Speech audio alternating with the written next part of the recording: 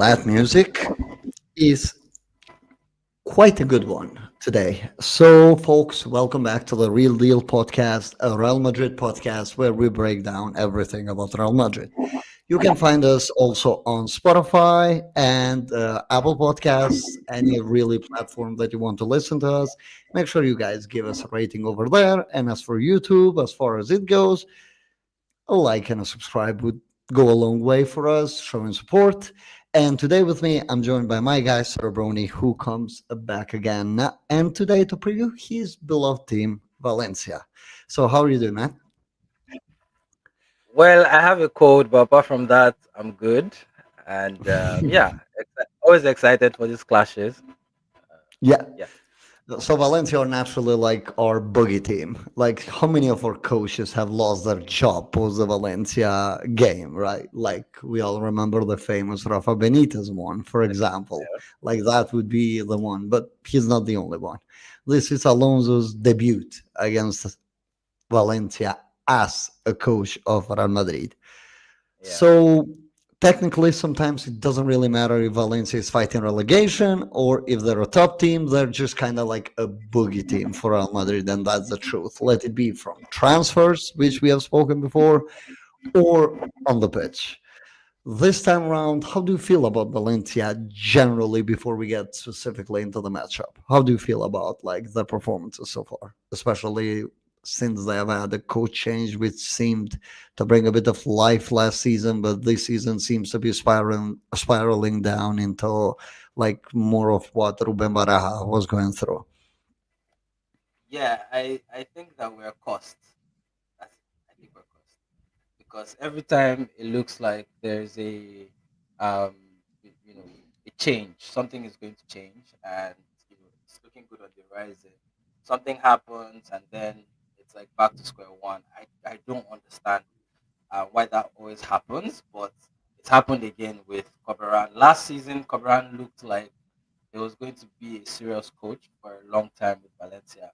Of course, he came in as a bit of a rookie, with just his experience wasn't really that much, and even in his highest profile job in Greece, if I remember correctly, that didn't last long. So it was like, okay, this is opportunity. He's a Valencia fan. He's a Valencian. This just seemed very perfect. And the way we ended last season, we looked good. Went from fighting relegation to almost making Europe before some late collapse. So even with the departures in the summer, it felt like for the first time in a long time, Valencia had a squad that could realistically, challenge for a European place in terms of depth of the squad because Cabral was backed like no Valencia manager since Marcelino. Mhm.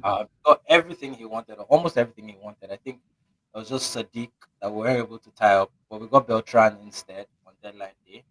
And this was his team, made in his image. Every player he wanted out was sent away, especially Gogiamon, that he told didn't have a future at the club. But now it seems like the players were a bit upset. According to reports, players were a bit upset at the treatment that guys like Giamon and Sergicanos got. It's okay to say you don't want a player, but there's a way you do it where you do not upset the dressing room. And Giamon was pretty popular in the dressing room. He was loved. He's Valencian. He's given a lot to the club. And there was a point in 2020 where his contract actually expired and Valencia hadn't offered him a new contract. He rejected an offer from Barcelona to stay and wait for that contract offer. He could have just easily left at the time.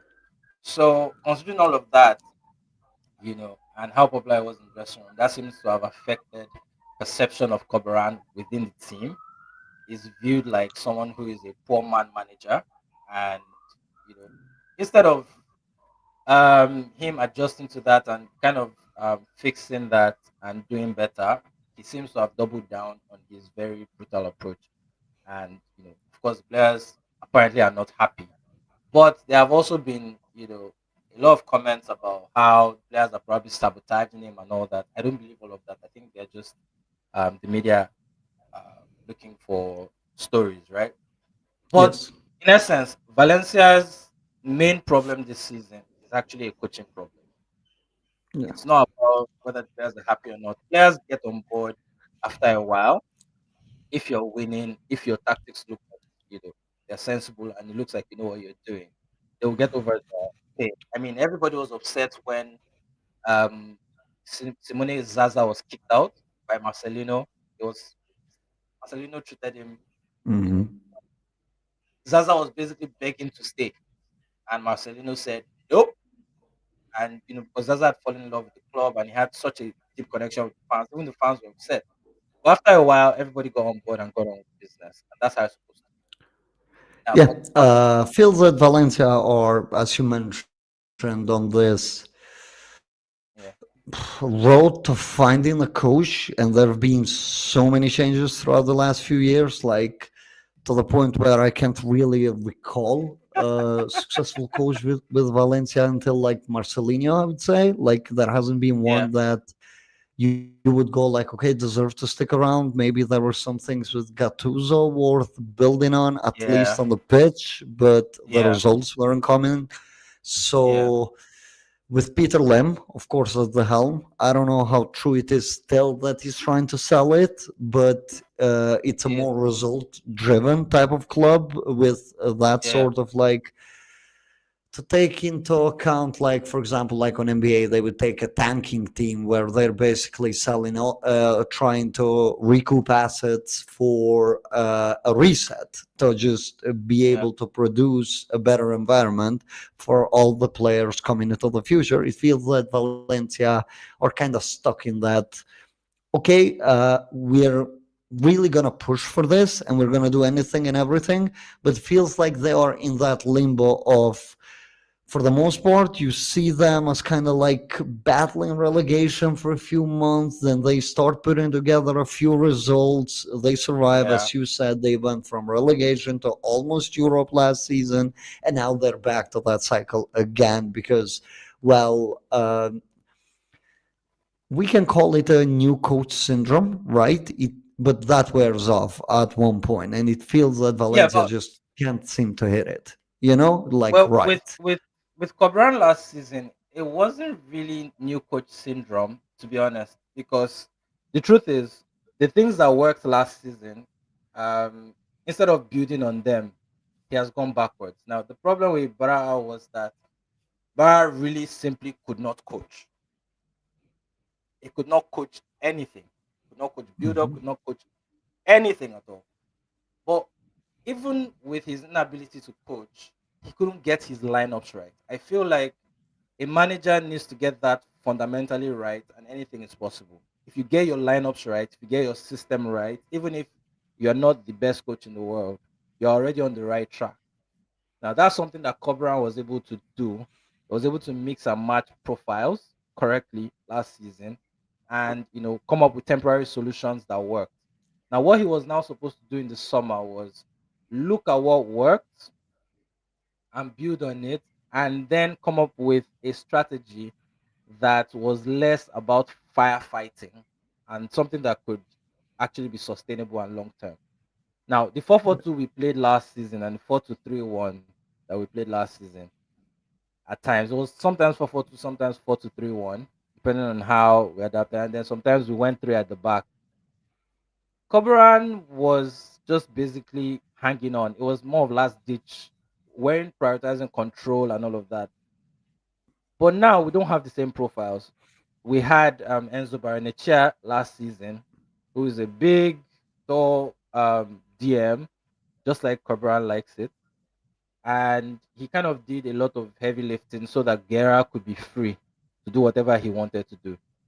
And Baranechea, as much as sometimes he could bomb forward and all that, he was more of a guy who would actually sit for you and protect the back line. Now we've signed Baptiste Santa Maria this season as Barnecha's replacement. Now, Santa Maria is more of a guy who likes to get around. He's not going to just sit. The other day in midweek, he was the one in front delivering an assist across to Goduro. Like that's where you'd expect your 10 to be, or your SS or whatever. And yet it was Santa Maria that was there, because he's just that kind of guy. He will get around. but he will also get back to protect your defense and all that. But he doesn't sit; he moves around. Now, with that, that means Guerra always has work to do, and Guerra does not like to have to do that work because it kind of limits him. Ideally, Valencia should be playing a 4-3-3 now. It's a no-brainer. Like we have Pepelu, we have Guerra, we have Santa Maria. Santa Maria and Pepelu can kind of switch roles at different points. If one goes forward, one stays, one goes forward, that kind of thing. And then Guerra has a free role to do whatever he wants to do and actually help the attack. But instead, what Cobran does is he either plays Pepelo as the DM or plays Santa Maria as the DM and gives Guerra a lot of work. And it's just not working. Valencia cannot control games. Valencia cannot build up properly. Valencia cannot do anything right, cannot sustain any attacks. We've gone to Alaves and gotten battered. We've gone to all kinds of teams. In fact, at home against Oviedo, newly promoted Oviedo, at home, we looked clueless. And so, if a Mhm. manager cannot get his team, cannot set up his midfield to dominate, to keep possession, then you cannot hold on to leads. You cannot batter teams into submission when you need a goal. You basically cannot do anything at all. And that's the problem with Coberan right now. That's the problem with Valencia. Valencia cannot control anything. And tactically, we look a mess. Yeah, I admittedly haven't watched much of Valencia this season. I think it's been a total of 3 games, two of them being one against Barcelona, which I wanted to get into, and the other one being against Villarreal. And the game against Villarreal really struck me because that was like one of the poorest performances of Villarreal, yet they felt as comfortable as they can be. It felt like Yep. Marcelinho could experiment with anything and everything that he wanted, and they were Yep. never gonna lose that game at any moment. Like the momentum was Yep. never going to swing like Valencia's way. And usually, when Yeah. you get a performance like that, on my eyes, that's basically the dead end for the coach because that means nothing is working. When the other Yeah. coach, I'm not going to say that Marcelino got everything wrong, but to his standards as a coach, he got the majority of the things wrong on that game. Yet a 2-0 win at Mestalla, who, whether they were bad or not, Mestalla is always a ground that you have to battle on to get away with the Yeah. point. And if you get with a point from there, you're happy. You're like, okay, 38 more Yeah. games, Mestalla is done. But it did Yeah. not feel that way. It feels that it felt that I think that the Valencia lineup was a bit more balanced against Villarreal than against Barcelona. For example, the game against Barcelona, Diego Lopez was playing that very weird midfielder role where he would barely get That any trust touch. me, that entire lineup, that entire game was a joke. Everything was a joke. That's the This day I I was not lost understanding what's all the faith plan in there. Cobra. Are they trying to play three at the back, five at the back? Or are they trying to progress in wide areas, yet there's no player in wide areas to receive? Are they trying to go long, but the target man was moving way too deep, therefore they were trapping themselves on their own half? I did not understand the idea behind it, or maybe it was just okay. I don't see myself getting a result here. I'm gonna rest my players because I remember Valencia had a game 3 days after, if I'm correct, from that Barcelona game. It didn't matter. I think that it was just Cobran being. I say it. I keep saying it that it was sabotage. It's managerial malpractice because Barcelona had Yamal missing. They had a bunch of players missing. In fact, their lineup was a joke in my eyes. It felt like the easiest Barcelona team to face in maybe 20 years or something. That was okay. Since let me say, can you remember when Gary Neville collected 7-0 Yeah, in the Copa? that So the, the the famous second leg, game. yeah, the second leg, Barcelona basically played a bunch of kids and came out with a 1-1 draw, which for me was very insulting. Right. That Yes. was the easiest lineup until this one. This was a team begging to be battered. and we had the tools to do it. You have pacey wingers in Danjuma and Ramazani who can, like, basically, and these guys are playing very high up the pitch. So you just squeeze it, get very compact, and know when to jump, when to release the balls. When I was so pissed. And that was the day I because I said it last season after we lost 7-1 to Barcelona and 5-0 in the space of a few weeks. I said it that after those two defeats, I said our next game against Barcelona will tell me whether Cobran is a serious coach or not. Because I'll be able to tell whether he has learned anything from those two games. Because there's no way you can play the same team, same system, because Flick is pretty straightforward Yeah, about let's what be he's doing. realistic. You're gonna face the same thing. Yeah. You know what you're coming to face. And if you're going to face a team like that three times, and by the third time, you still end up losing 6-0, it was so soulless. We offered no threat, and we could have lost that game 11-0, and it wouldn't have been enough. And this was just the second Valencia game since in my life that I turned off. I turned off this game. I don't turn off Valencia games, even when we're losing by Mhm. a lot. I don't. This was the second game by Valencia that I turned off consciously and said, I'm so irritated, I can't watch this shit. Yeah. And the first one was against Eibar in 2017 or so. We lost 4-0 at home. I could not believe what I was seeing that day. It was so soulless.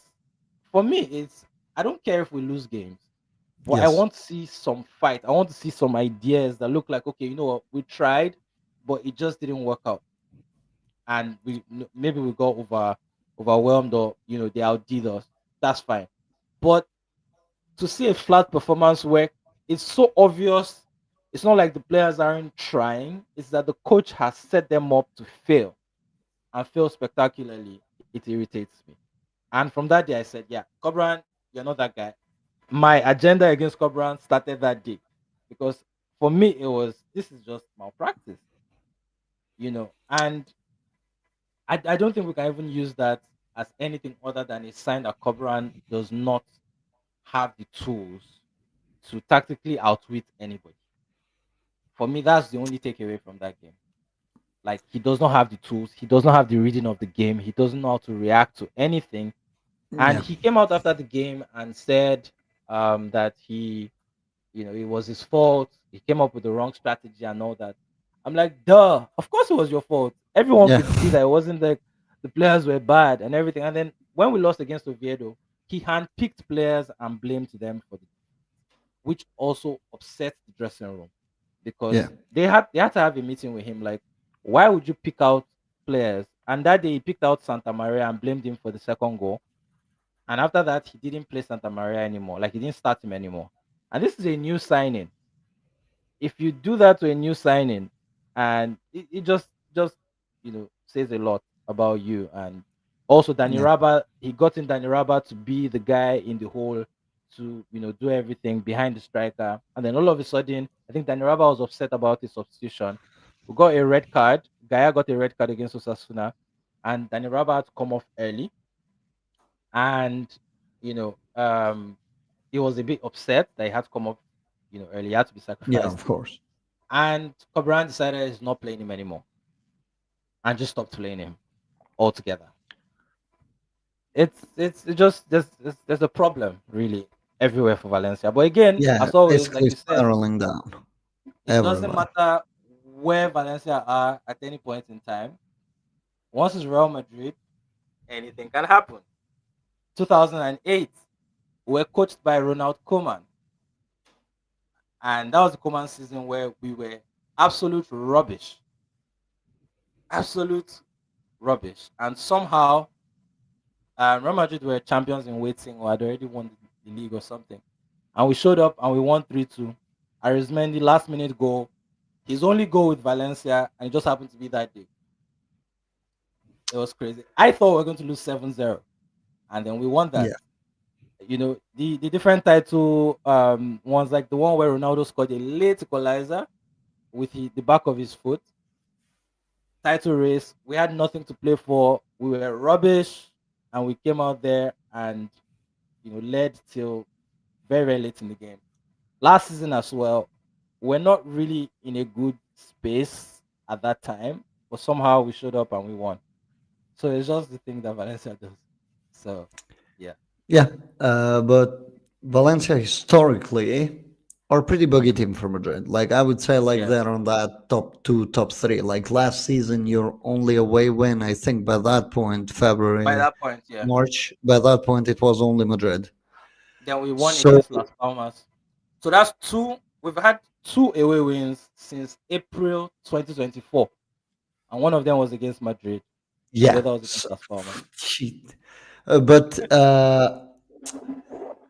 it goes to show that look, Madrid was disjointed, disoriented last year. Ancelotti kind of Actually, yeah, lost the foot on the team completely. Like we're even yeah, seeing now that there was a bit too much freedom given. Players had a bit too little on their plate, if we yeah, really want to call it that. They were too comfortable. Everything is coming out now. So that yeah, Madrid season makes a lot of sense. But yeah. again, given where Valencia was, it's not a game that you should naturally Lose. lose at home, Yeah, at the very least. Player yeah, quality, the fact that Valencia are pretty much like kind of like on the same zone as you in terms of like players being disjointed, disinterested, not really giving their yeah. all. There is like you're in. It's just not a game You that just don't generally lose. Madrid should have lost, but they did. Yeah, And yeah, it wasn't a game where you felt that they should have won the game, but they only lost by the margin of football, right? It felt a yeah, game that Madrid just can't win it. And that's the reality of it. yeah, Because as you said, it's not always result driven, but you want to see the idea, you want to see how things are progressing. And with Madrid, it was yeah, really stale. And it's not the first time when we're talking about a game against specifically Valencia where Madrid kind of seems to lose it. Well, on this case, Valencia have done, well, not the best job, of course, because there is a bigger thing that lies there, but rattling Vinicius even inside the pitch. Like, he's probably given Valencia the most uh, his weakest side when it comes to mentally facing a team. I think that he's been at his weakest as a Madrid player against Valencia for one or another reason. Seems to lose his head, lose his composure, lose everything. There's a difference between, again, I'm not going to take into example when he was racially abused. That's a completely different story, but it's even on the pitch by yeah, the players. We have no reports of that happening, but it's the fact that when he's taken down, he gives you that one extra bad reaction that you don't want out of yeah, him. yeah, And Valencia does a good job with that. To be honest, they do a good job containing our number sevens for some reason. Because I remember Ronaldo missing the penalties against Diego Alves, which therefore yeah, resulted in us losing the league. But yeah, I'm just trying to make a point and narrative of the fact that we're coming off a very high. Like we came a Getafe away, a victory that, for the most part, was comfortable in terms of the yeah, performance, not the result. yeah, Then you're yeah, coming off a relatively comfortable game against Juventus with some lapses, and Barcelona, which was like cream of the crop, and the result doesn't do justice to the performance, at least in my eyes. So Madrid comes into this game having full control of the last three ones. While Valencia had also played Copa del Rey in midweek and didn't watch the game, admittedly, but I saw that some key players had actually played in that game. I don't know if yeah, it was for moral reasons to get it up, have them score some goals or try new yeah, things, or I don't know if the coach just felt pressured into there is no chance that I have to lose this. Therefore, like players like Duro are going to play the game or Diego Lopez. yeah, So now going into tomorrow's game.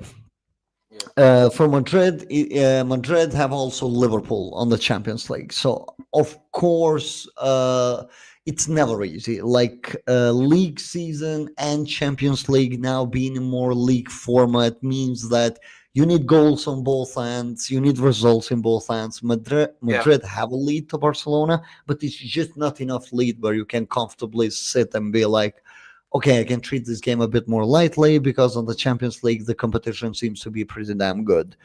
So Valencia, uh, what do you expect of them to have for Javi tomorrow? Do you expect like a disoriented, disjointed team, or do you expect a team that comes together for that one game? Well, I think that if there's any game to unify the team, there's any game that brings everybody together in Valencia, it's Real Madrid. Yes. Regardless of where we're playing it, if it's an opportunity for us to get some togetherness together. Um, Someone like Danjuma, it was said that, for instance, Diego Lopez was a bit upset that he didn't get the number 7. Danjuma just came in and kind of just picked it up automatically, and the club backed it and all of that. But some of those stories are a bit exaggerated. I think players get over that. There was talk about jealousy in the dressing room over Danjuma, but in midweek you could see that, the group has kind of like accepted him a bit more, and everyone is getting along and all that. So, but and this kind of game is kind of game that then solidifies that kind of bond. You're fighting for yourselves, like you said, about Vinny. We seem to get to him a lot. Of course, the racist incident was like the catalyst for that, because he always feels like, like since that game he's felt like, in fact, even before that game, because I remember Gabriel Paulista kicking him and getting a red card some years ago for no reason, when we're basically getting tortured. And I felt like that was in bad taste, um, especially because they were countrymen as well. Like, why are you kicking him? Just get on with your job. And if you were not so bad, we wouldn't be losing 5-0 and you wouldn't be angry. Like, actually, I don't like dirty teams. I don't like when my team is dirty. I hated Waterlas as my coach, because that's not football. It's nonsense. I want to win fair and square. I want to win with like proper strategy and know that I beat the opponents without any complaints. You know. And thankfully Cobran is not that kind of coach that tells his players to go out and kick, the opponents because they can't win. So you're not going to get that tomorrow. And so I think that it's going to be, personally, I think we're going to play five at the back.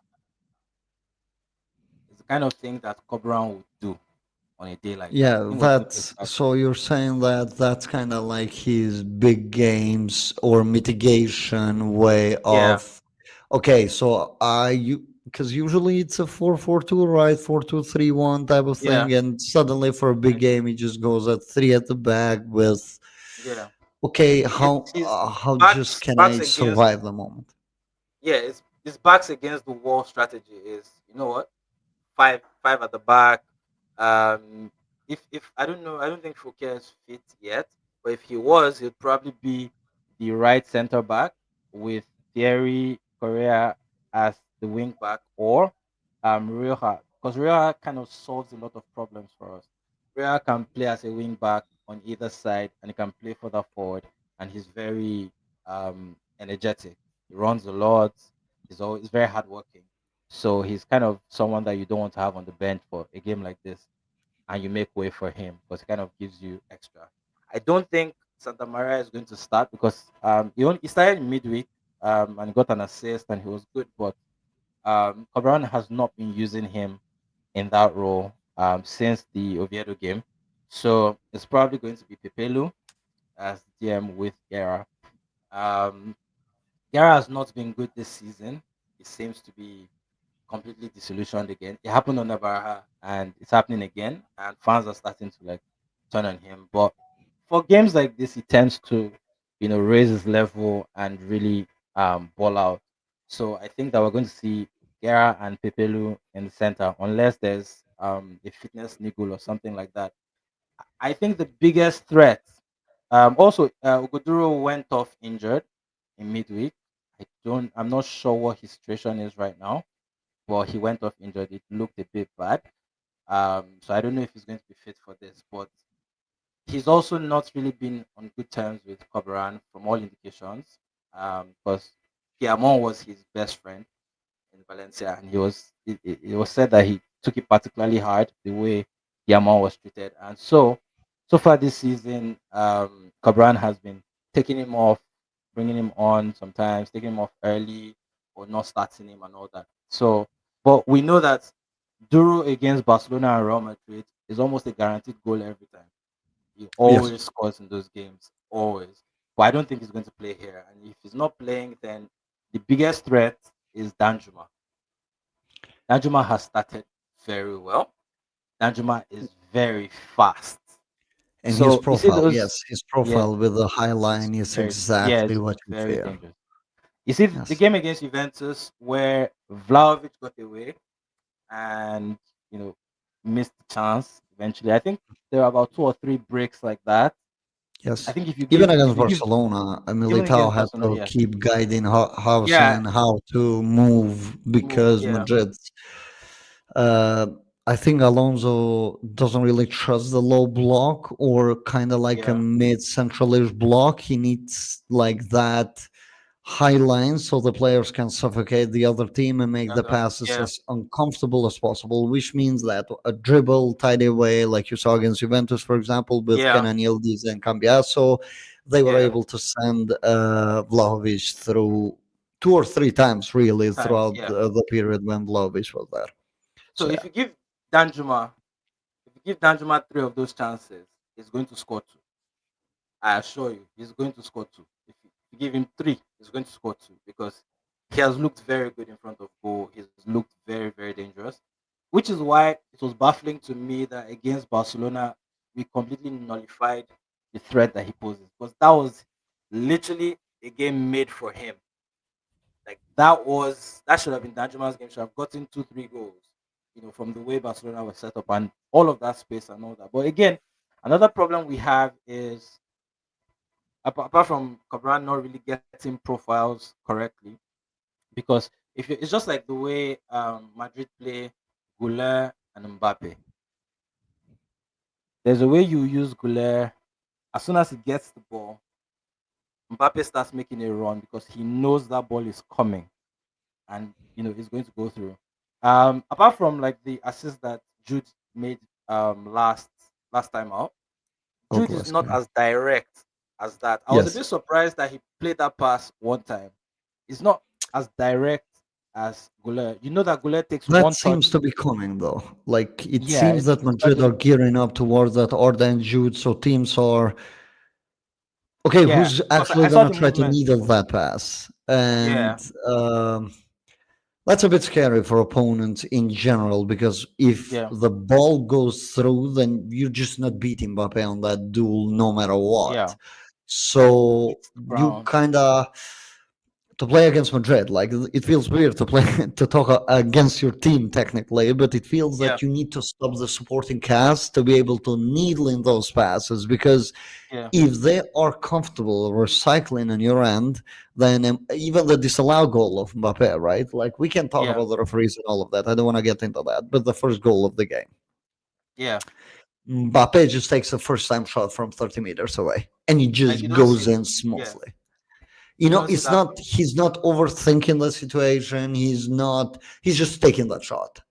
Yeah, And he missed scoring in two games this whole season for Madrid. yeah. Two games total. Interestingly, Yeah, he interestingly, he hasn't has scored. not scored against Valencia. Interestingly, so far, which means that he There's cares about always my a first. feelings. He cares about my feelings because I did say it. I said when he was signed, I said Mbappe is going to score against everybody, but he's not going to score against Valencia at Mestalla. Mestalla though, and last season he didn't score against us twice. So he did score though, but it was disallowed. I think that may have been onside. The one at Mestalla. I think it was very very marginal. It looked like Yeah, it the may have marginal been one, onside. yes. Yeah, but for us, I think that if we don't have someone that is playing those passes to Danjuma, um, who ideally would be Pepelu, because it's Pepelu who tends to see those passes. But if he's so preoccupied with defensive work, which is why we're supposed to play a three, so that he's a bit freer to play those passes. I think the other person that can play those passes is Rioja, but he'll play them into space, not necessarily watching who is making the run. He'll just play it into space and expect Danjuma to go ahead of it. So, with Madrid's approach, I think there will always be opportunities for chances like that because you can't block everything. Some things will slip through the cracks, which I think is what Something was, Flick Flick counts on. It counts on, you know what, I like my odds like this. Like, okay, as much as I'm going to give up chances every now and then, I like my odds that I will also have my chances and have more chances than you, and you probably would miss because his Bayern team, for some reason, players kept missing easy chances against them. I never understood it. But someone tried to explain it as, oh, they get very nervous because they don't know whether they will see that chance again or something like that. And so it affects their composure in front of goal. Because I remember the Champions League semi-final against Lyon. Lyon had like three of those chances when it was nil-nil. I know Depay missed one, and I was going crazy. Like, look at all this space, just eat it up and finish one. So it's the idea that, okay, of course that's like one of the hazards of the trade. It's just like a deep line playmaker, um, or someone like Barrel basically, who comes deep. He's going to take his time on the ball. He's a bit soft. You know that if you press him, you probably won't get lucky so many times, but there will be times when he will give up the ball. It happened against Juventus this season with Villarreal. They pressed him and pressed him. At some point, he gave up the ball and they um, conceded. this is exactly where I wanted to get to. Because Yeah, Madrid are now like one of the highest pressing teams in La Liga. They don't allow yeah, more than 9 passes to be strong. yeah, Um, how would Valencia cope with that? Because Madrid are also I think it's legitimate to say that La Liga is a bit harder to create chances than any other league due to the styles that are presented. I'm not mm, here to sit and say that it's the hardest league or anything because every league comes with its own issues, problems, and yeah, the adversity that you have to deal with. But La yeah, Liga's is more of like you're going to get less of the ball on the field, if that makes sense, yeah, because teams are willing to do. Teams have changed from that 2015 time when Paco James was still a coach and everybody wanted to play football, right? It's more of like, I need the yeah, result here, and this is all I care about. yeah, Madrid are tied with Bayern Munich in terms of expectancy of goals this season, yeah, which is huge in terms of volume and comparing the fact that Madrid are relatively never there. They are a team that scores a lot, but historically will overperform their expected goals by quite a bit. Of course, yeah, will helped by the elite of elitist talent, but this season, of course, Mbappe just being a ridiculous at creating chances and actually pulling at least one away per game, which is huge to give you yeah, that cushion to be able to maneuver and help Madrid progress into where they're seemingly going to go. Like right now, it's not a yeah. finished product by any means. We already spoke about one of their problems, and they do have more than one. But would Valencia, in your opinion, be able to cope with the level of pressure that Madrid brings? You even saw that last weekend against Barcelona. Um, I think we'll struggle with it. To be very honest with you, I think one person that will help us if he plays is Copete. Nobody likes Copete in Valencia, by the way. The fans barely gave him one game and said he's crap. And Mallorca fans celebrated when he was sold. But I liked Copete at Mallorca. I like what Copete gives us. I don't think he's the greatest defender in the world. Obviously, Diakabi is the starter, but he's currently not fit. Um, so we're going to probably see Tariga and Copete at the back. Depending on, I'm not so sure if Copete is currently fit. Well, if he is, because in midweek we saw Chome, but I think it was just because it was um, against an amateur side. So if Kopete starts, what Kopete gives us is that he's the best passer amongst our defenders. Like he's always looking to play the line breaking pass The right from pass at the deep, right time, yes. yes, into that half space down the left, that left half space, which is where Danjuma probably is going to be if he's not played as like the striker. Even if he's played as a striker, he's going to probably You drift normally wide. would like him paired with another target man, like ideally Hugo Duro against Madrid to pin one of the center backs, so Yeah, but Danjuma I don't think can Duro free is up. playing. I don't think Duro is available. He's not fit, and Is there another number nine that you believe could do that job and be servable for Valencia on this game? So, uh, because if it's Danjuma alone and Madrid have basically Chouameni sitting in front and then he's have, not going to see the ball. let's even say that they're going to give Militao a break, it's still Asensio, who's a pretty aggressive player, like not the Yeah, best, but he's an aggressive center back. And once you play a yeah, high line, and you're comfortable with that, and he's listening to his teammates, especially Chouameni, as Madrid are setting the screens up for the press, he can be a pretty dangerous player for one attacker to deal with. I think that with the way how you deal with Asensio, it's basically the yeah, blueprint is there.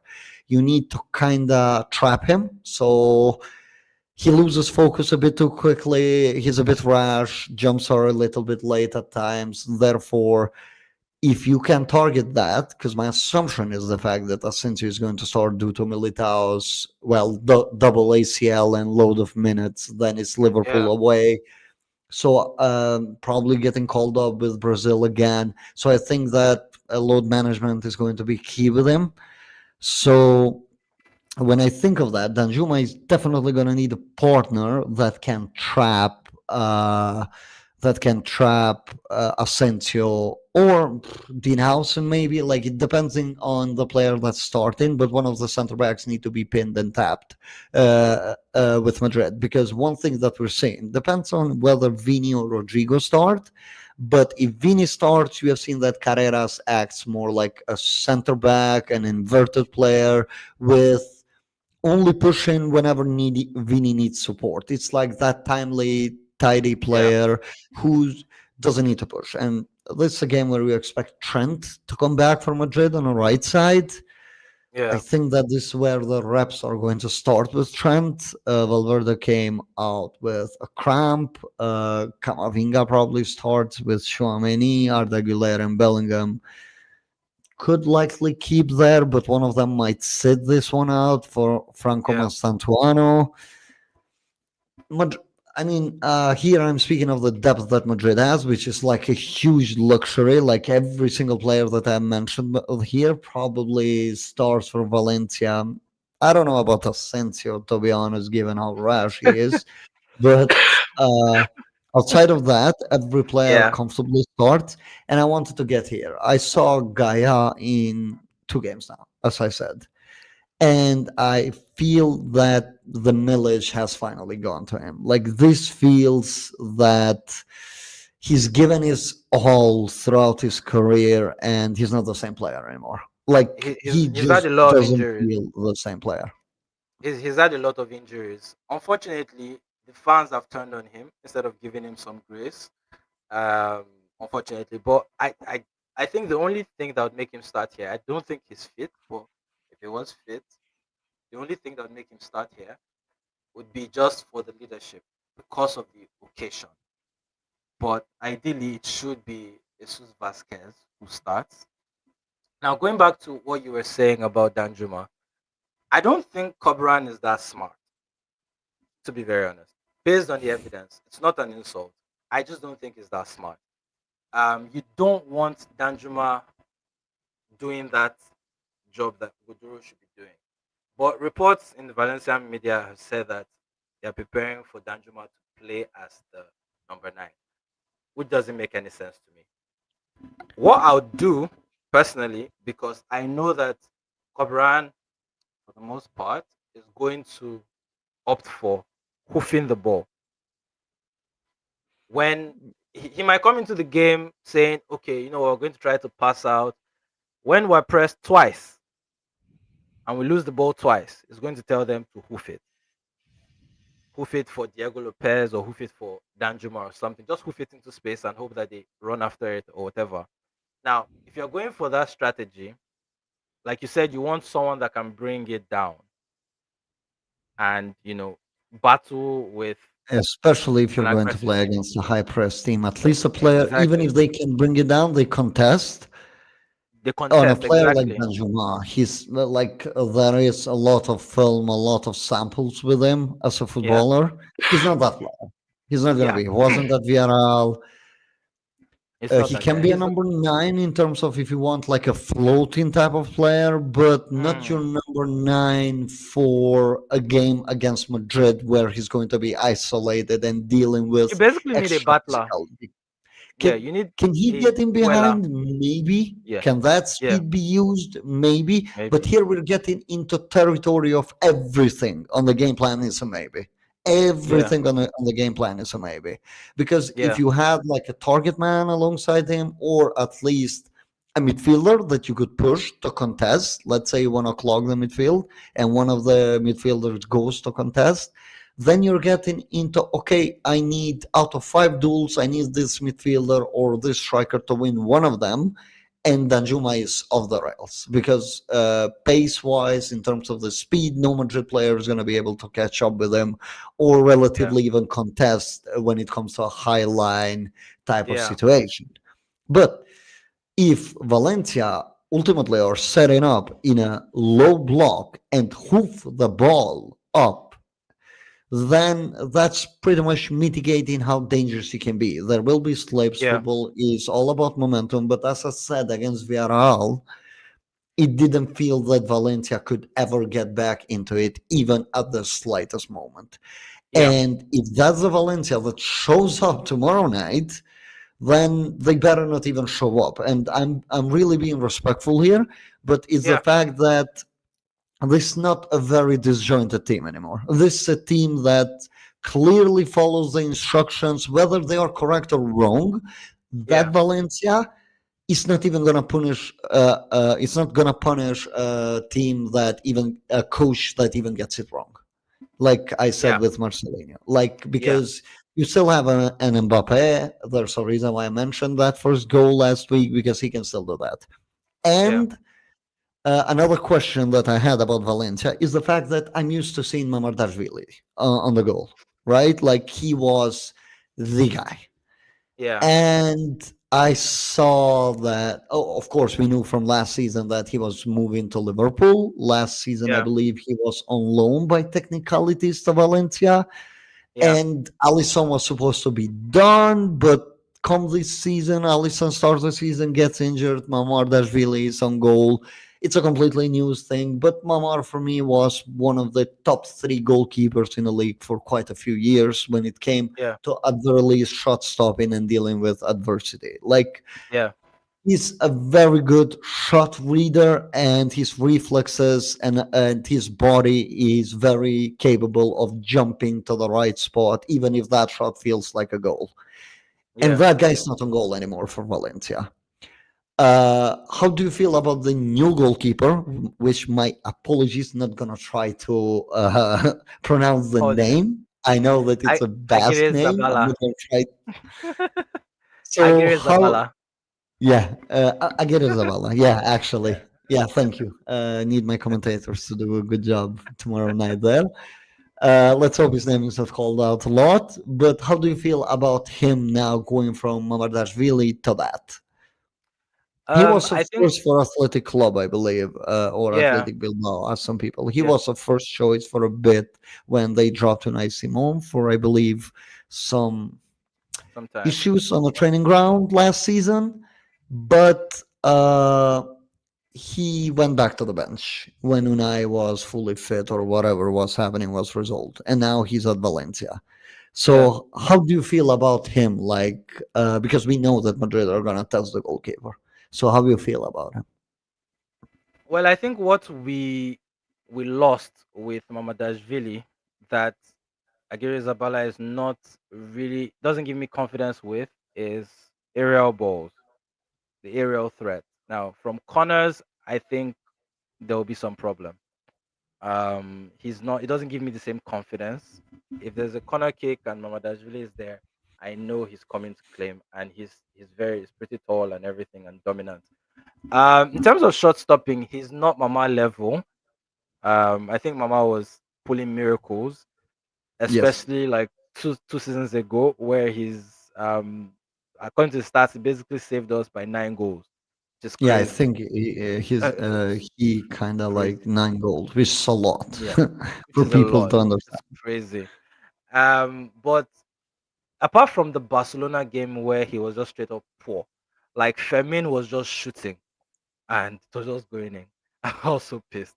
Apart from that game and a few other games here and there, I think he's been pretty decent with shot stopping. He's made some very good saves. But I'm not expecting him to pull miracles in this game. Yeah, I think he's that not if gonna you be shoot, like your Diego Alves, Mamardashvili, yeah, somebody that's gonna, even if yeah, you have a bad defensive performance, he's gonna keep yeah, you in at the very least to survive. yeah, So you and I mentioned don't think he has corners. that personality that Diego Alves had. Yeah, I mean, Diego Diego came into Alves the would be game, kind of like an extreme example because he yeah, was like, but like you go through that motion of Valencia, always used to have that goalkeeper, right? Where yeah. you know that he can bail them out. And now you're kind of like in a phase of, okay, he does some decent saves, but overall, it's a He's still downgrade growing. to what we previously Yeah, it's a used to have. downgrade. Yeah, it's a You downgrade. mentioned the corners or set pieces in general, like dead ball Yeah, situations being a Valencia weakness. yeah, it's a possibility. Madrid haven't particularly been great with them either, but there's a huge improvement compared to where they were last season. Like you can see Yeah, that they're trying to do some of the things that were missing. Plus, they have the natural players that are great in the air, like Dean Howson. Even Asensio has shown that he can get at the end of some shots. Chouameni, of course, like always Militao, there. Militao. Militao, if he plays. Jude Bellingham. There is just a lot of quality. We even saw the goal against Yeah, Barcelona, right? It comes from a dead ball situation where Arda Güler goes to Vinicius. Vinicius already knows that he needs to cross on the back post where there's a center back in Militao before pulling the ball back.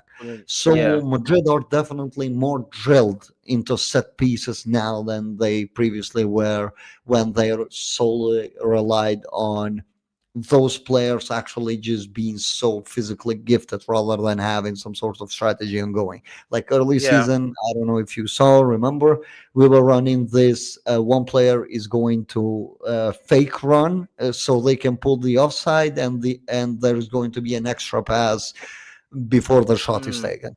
And with a yeah, non-reactionary goalkeeper on this case, with a yeah. goalkeeper that's not going to leave his line and contest for the passes For the pass. that is going to do. It Yeah, kind of feels that it feeds into Madrid's strengths into the set pieces because it gives Madrid that second chance onto every set piece that they're going to get because they're not being contested by the goalkeeper. Therefore, they can run and an as important many as they can. absence. And an important Hmm? absence is Diakabi. Yeah, Diakabi is pretty dominant in the air, yeah, and him not being there is a problem because for some of the weaknesses that the goalkeeper has in the air, when you have a Diakabi, he kind of makes up for it a bit yeah. because he's just that guy, you know. But not having him around, we have just Tariga that is really like, but even Tariga is not. I don't know. I'm still a bit unsure of him aerially, compared to Diakabi. With Diakabi, I'm like pretty confident. Like yeah, and just like last season, Mosquera wasn't the most dominant aerially compared to Diakabi. So like just having Diakabi there kind of helps, even with like everybody.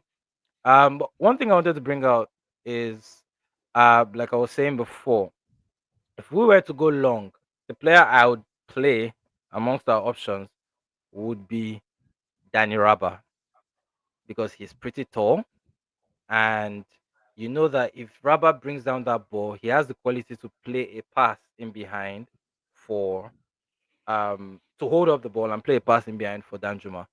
If Cobran is smart enough to play that, then we could have a strategy that just involves going long and getting Rabat to bring the ball down. Also, if we have Almeida playing, because I don't think Almeida is going to start, but if Almeida starts, it helps us with ball retention and a bit of dribbling, when he's pressed. And also, being able to play that dangerous pass. So Almeida, if he plays, could be a very, very important piece depending on how we approach the game.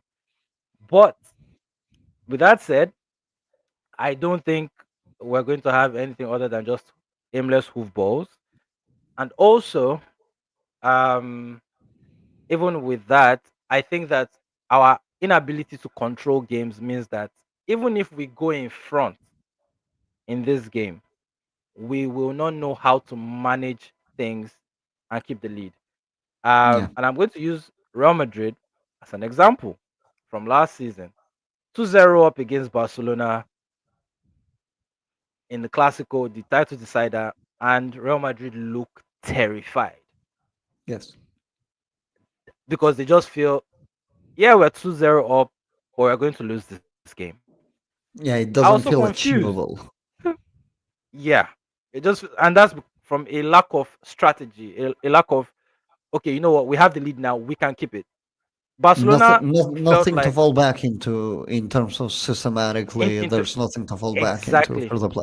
exactly that, and that's why I'm bringing that example. For Barcelona, it was no matter how many times we concede, we know we can score because Yes. the system ensures that we do. So the confidence of the players is about the preparedness. I think the official pod, tweeted about that some time ago. When I was talking about something like that, the preparedness, when you come into a game and you know you're prepared, you know that you have a strategy to keep a lead, to control a game. It changes how you even execute actions because you are executing with more confidence. You have a clear direction. Now, Yes. we do not have that.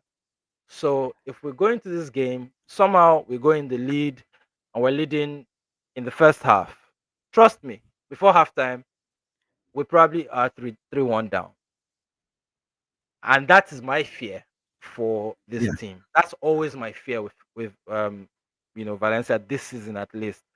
And It also doesn't under help that Barra. Madrid now have a coach that actually watches film instead of just going aimlessly into games. Exactly. So now you're facing an opponent that knows that no matter what, we have a strategy and we know where to kill you and we know how to get you. Now we are coming in saying, okay, this is our plan. Okay, if your plan is to use Danjuma like this and somehow get him in front of Courtois, when he gets in front of Courtois and he scores, what's the next plan? How do you intend to keep the ball? How do you intend to now deal with the barrage of chances that are going to come?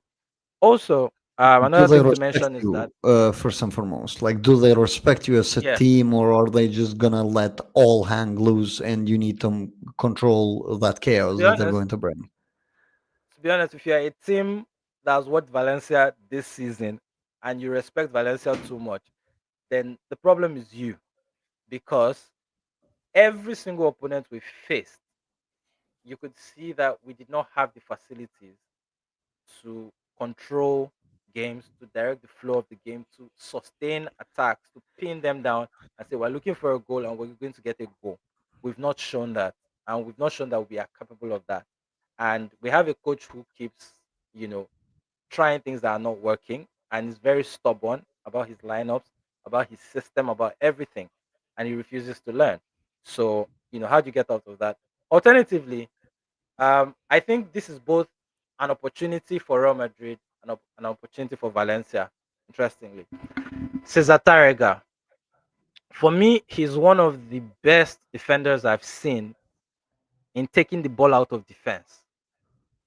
He's such a good ball carrier when he carries the ball. So that's another route for us out of defense. He's a great ball carrier, carries the ball out of defense, but it comes with the risk. Now that helps us with like getting the ball out of that zone into the other zone. But that comes with the risk of him getting caught out because if Tiger takes the ball out and Madrid press and suffocate him and get the ball, there's a way Kamavinga jumps, there's a way Chouameni jumps that they just spring it on you, and before you know it, you've lost the ball. Now, if that happens and Tiger is caught out, we're in trouble. He's left all that space for He Mbappe to, has left or all any that space, player really to get it. and Kopete cannot handle that. Vasquez is not really. a defender. I've always said it that he's more. It's like Gareth Bale when Gareth Bale was a left back. Yeah. This guy is not here to defend. He's not really a great defender. He's just someone that can carry the ball out of defense, and that's what he wants to do. In fact, Vasquez wants to dribble as well, so it's not going to Oh, help that you yeah, but recover. that makes it even tougher against a team that wants to shrink the space down. Exactly. So if Targa is cut out, I'm not sure we have any defender. If we had Diakabi behind him, Diakabi can kind of mop up and hold off. But if Targa comes out and we're cut out, I don't think the defenders we're going to start can deal with that. Except, okay, if we're starting with five, maybe we'll have just a few numbers that would help, like an extra figure there. But I think that could be a vulnerability for us. But also, if Targa is successful in kind of coming out and laying the ball, you know, for somebody who is going to play past Danjuma, then that's a threat coming from us. So that's Mhm. another thing that is worth looking at. But I Yeah. think that there's going to be a lot of last ditch defending from our side. Um, I, I I always come into games like this with the belief that I don't care who we're facing, right? We can be facing Prime. I've never been scared of any team.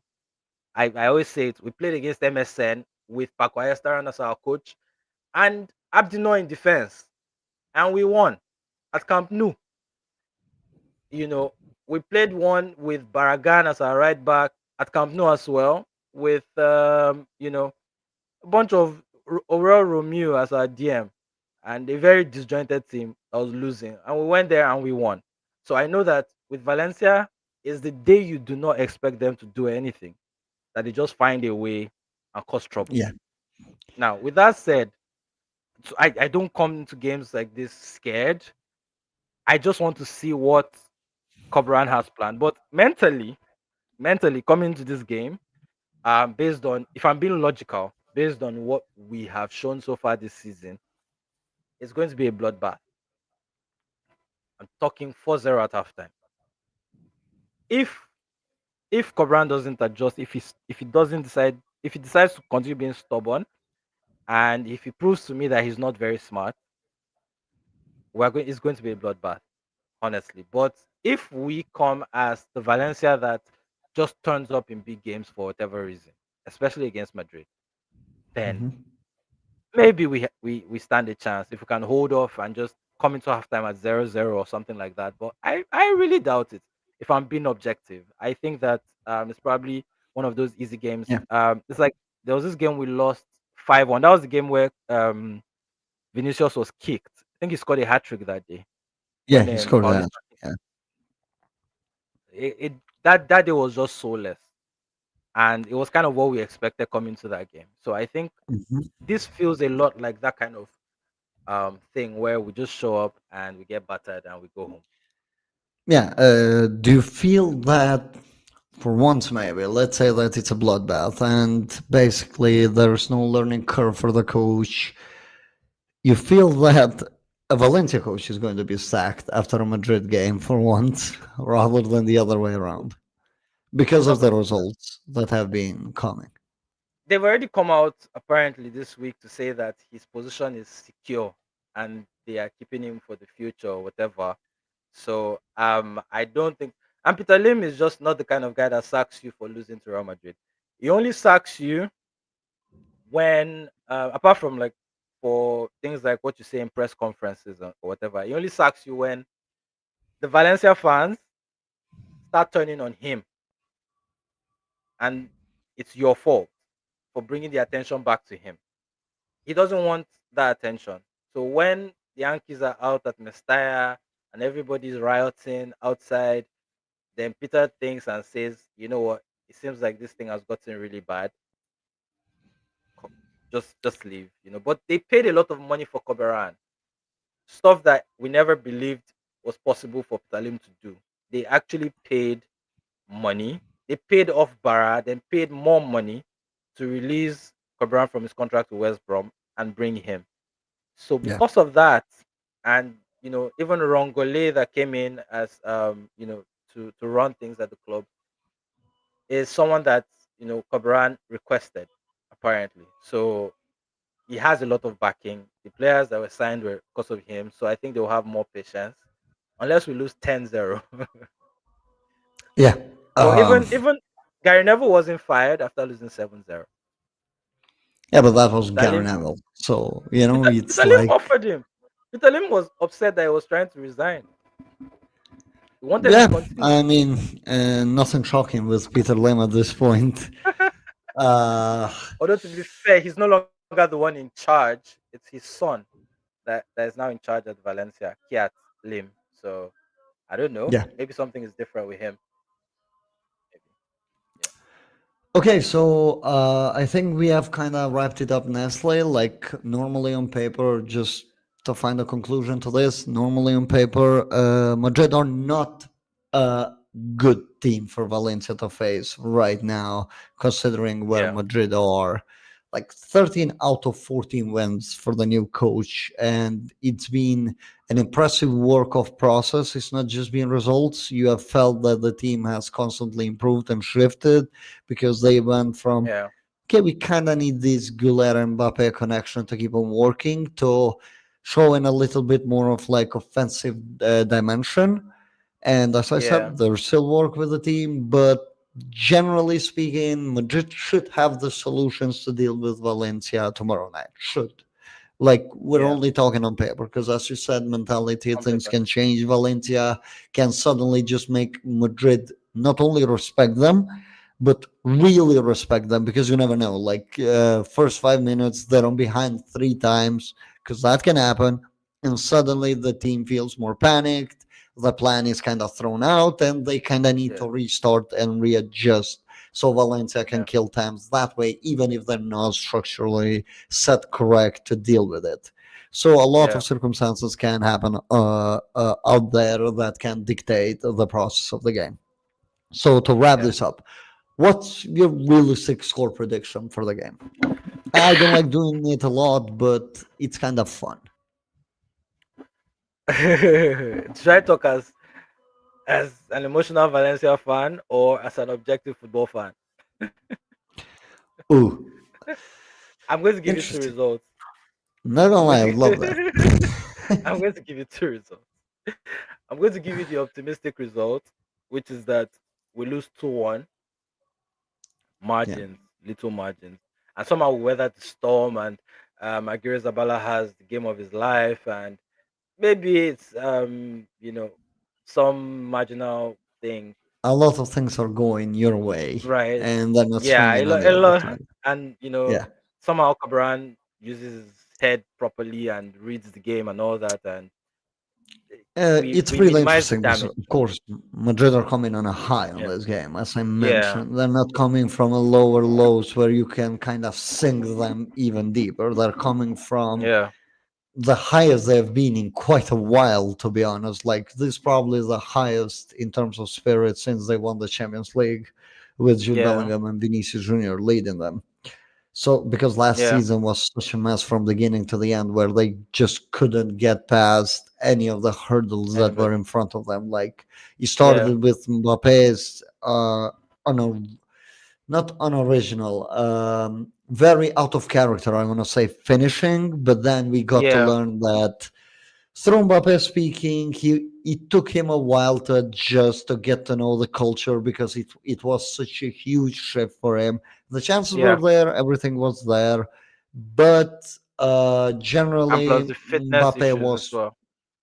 yeah. Yeah, So this season it feels a lot more coordinated as a team, as a yeah, side. Like we're seeing a little bit more and more, and also with Alonso, even for us, it's kind of hard to know what he's going to do. I'm yeah, projecting Trent to start because I think that Valencia's danger through the flanks can be mitigated a lot easier than majority of the La Liga teams due to the profiles on the team. So I think that this is the warm-up game for Trent. Now Carvalho is out for quite a while, so Trent is going to need to be there. Valverde just can't keep playing that. You saw the issues with him at right back against Barcelona, and I think yeah, that the coach is going to take all of these into consideration. He's good Mm. to have as an option there, but I don't think you want him as a full-time option on that. So it's kind Yeah. of, you're left with Trent. So generally here, let's say that Madrid's starting 11 is has Jude, Trent, Camavinga, Chouameni, and Arda Güler on it. And then you have Vinicius and Mbappe basically kind of operating into those wherever they have that floating role. Like I didn't understand some of the articles that went like it's very rigid. Um. I'm like, Do it's you not do really you rigid, think is it? Like Vinicius starts? Do you think Vinicius starts after what happened last weekend? I feel like Xabi it might depends want on to the send a matchup. statement. Normally, if Alonso feels threatened by the wings of the teams, Rodrigo gets the nod. For example, like Marseille, as example, he wanted to pin Marseille as deep as possible, didn't want to let them Yeah. progress, so he went with Rodrigo because Rodrigo is naturally better at jumping into the fullbacks and making a stop there, which is why he got taken off against Vini got taken off Yeah. against Barcelona too. Um, Vini apologized for what he did, and I don't think that Oh wow. Alonso is the type of coach to be like, you made that gesture, now you're not playing. If Vini doesn't play, it's purely tactical, and I don't think it has to do with anything of them on personal level. Thing. Yeah. So Okay. with that, I think Vini starts because the nature of the game and what I expect or would be Demands expected it. of Valencia to do would be more like a drop team that's going to try to progress centrally. So it, I don't think Madrid are gonna need to require a lot of Vinicius against the ball, and on the Yeah. ball is just a whole different story, as we are saying. It's also a testament to see how Vinicius is going to control his feelings. It's Valencia. It's him coming off that sub reaction. We saw him hold himself against Yeah. Getafe perfectly well. You saw how he bought two red cards in that game just by simply keeping a bit more composure rather than losing his head. Yeah. Against Barcelona, a lot of videos have come out. Vini is kind of playing those mind games with them now. It's not that he's fallen trap of that, so there seems to be a bit of a growth. Against Valencia, you kind of want to test that out. I think as a coach, as Alonso said that he's watched a lot of Madrid last season, obviously he's noticed that They Vini would know does that. have an emotional thing against Valencia, even against the players, even if it's at the Bernabeu. Yeah. There is that feeling of him that he wants to go out there and kind of show them that, hey, I'm a better footballer and be more show offy and all of that, which, if you remember Yeah. correctly, led him to doing a lot of unneeded touches, tricks last time at the Bernabeu because he just wanted Yeah. to show off and felt comfortable doing it, which backfired Yeah. on him in a lot of actions. That's not something the Yeah. Javi is going to want to see. So I think that the culmination of all of this will lead to Vini starting because this kind of the mental test, the mental hurdle that he'll need to get off to have that, not that he doesn't, but that collective and championship mentality that we really needed to go as far as we want to go. Yeah. So I think you're going to get a Vinicius Mbappe attack because that's how we kind of operate. You see that both of them, this is going back to our podcast that we did during the summer leading up to the season. And we said that they can coexist and they can do pretty well with one another because Yeah. naturally they don't like playing on the same spaces. Naturally, they don't like playing on the same spaces. We could configure them and say that both prefer the left side. The way how they prefer the left side is completely different to one another. Mbappe Yeah. likes to be more on that inside, more of like pick and Yeah. pop type of. Vinicius Vinny likes to likes to have more of the to carries, get violent. into the penalty box, and then look for his teammates. Yeah.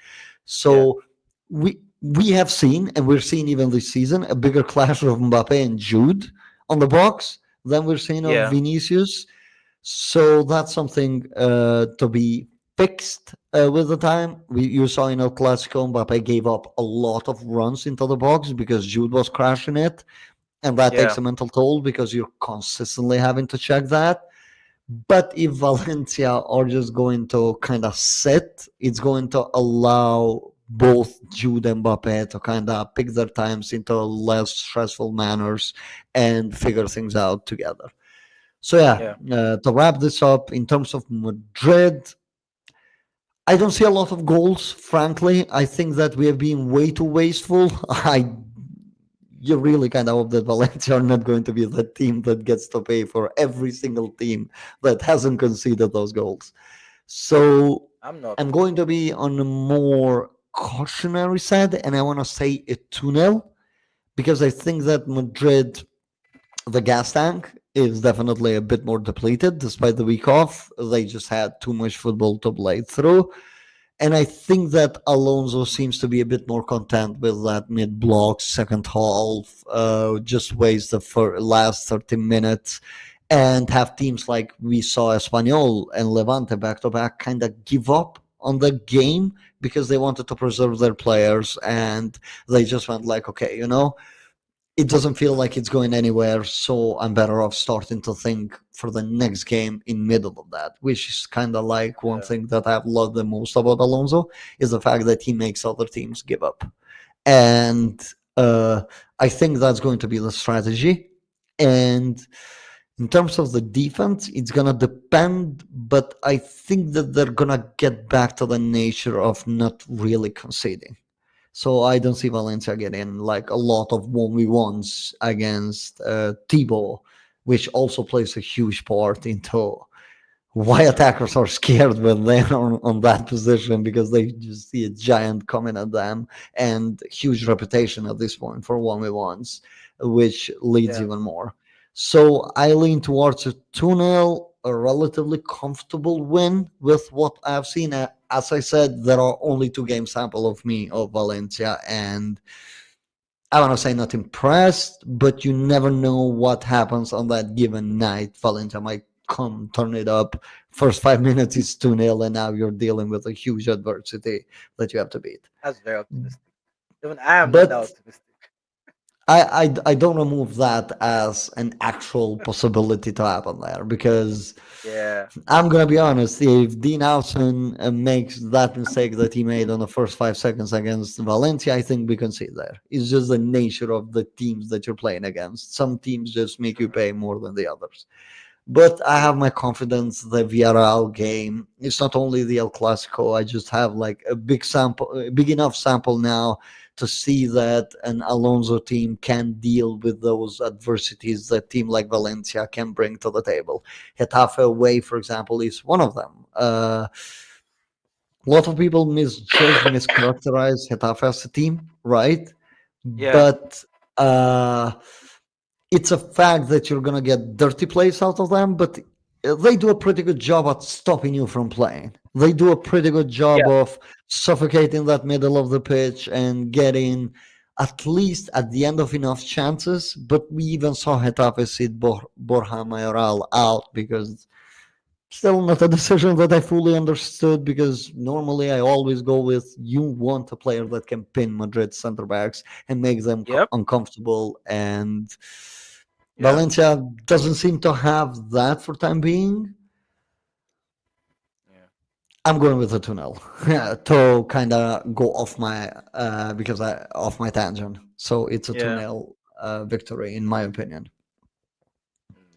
I think 2-1 from my side. 2-1. But Okay, so you have that's a that's that's me being optimistic, to be honest.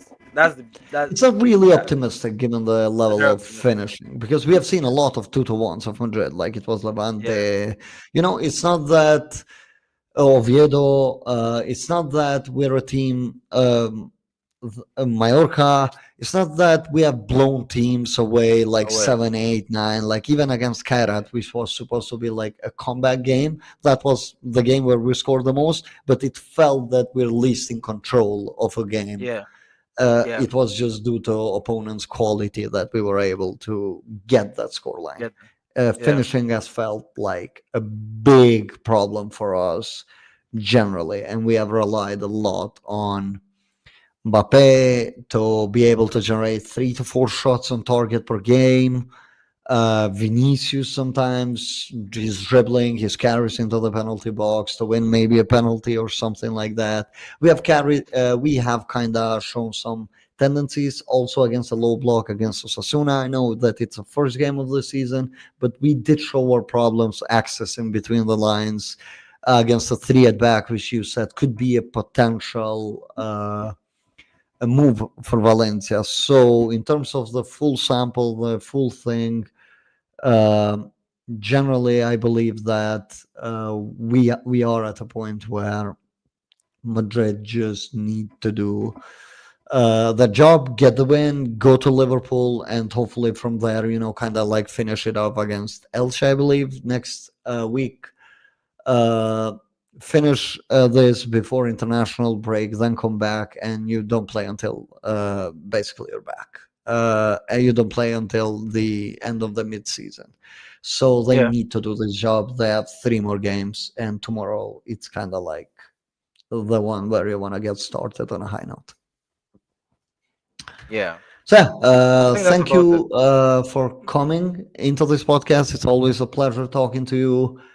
We'll Same. do more of these. Thanks to everybody that came in for the comments. I'm seeing a lot of people here having discussions. Not many are agreeing with my assessment of Madrid's attack. Interesting. But yeah, for the most part, it's just how I'm seeing it. I think it hasn't come together, and I don't see it coming together tomorrow. As always, guys, stay tuned. We have a mailbag episode coming later. Check Cerebrone on Twitter if you guys want. There is more than Valencia out there. A lot of football takes. Great account. Absolutely love following you. So, with that being said, wait for the episode later today. Listen to this. Give us a rating on Spotify, Apple Podcasts, and we'll see you guys later. Thanks again, man, for joining.